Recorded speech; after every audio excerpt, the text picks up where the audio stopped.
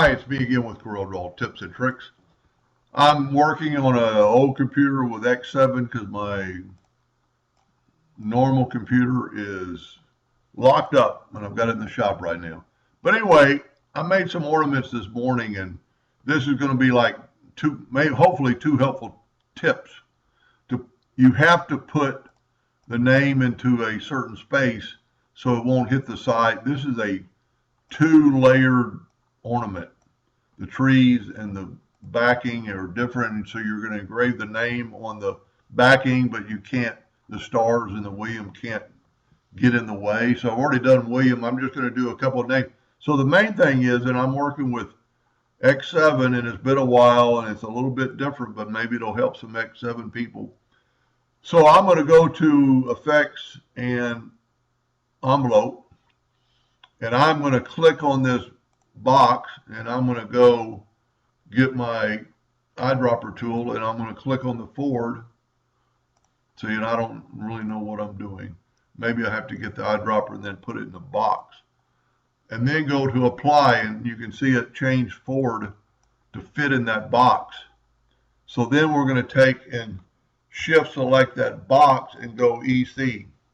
So now forward is in that box. So let's do a longer name like Josephine, and I'm on X24, the newer version is a little bit different, but I'm going to click on the box, get my eyedropper tool, and pick on the Josephine.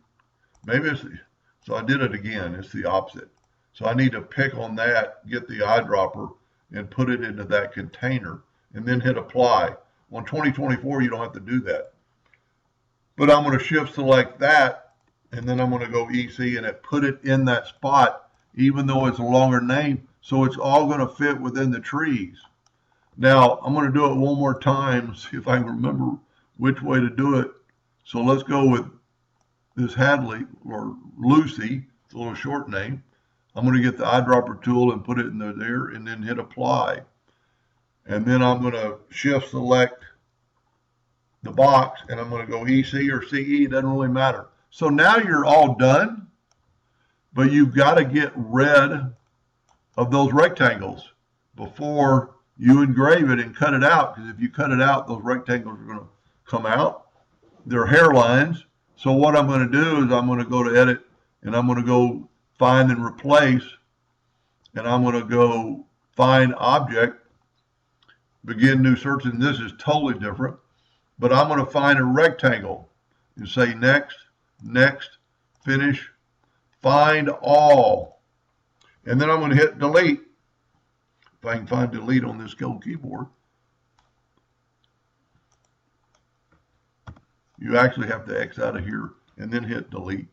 So it got rid of those rectangles. So that helped me in two different ways. The envelope tool helped me place this in there, so even on the long name, it'll not be in the way of the graphic on the outside. Hope that made a little bit of sense, and thank you for watching.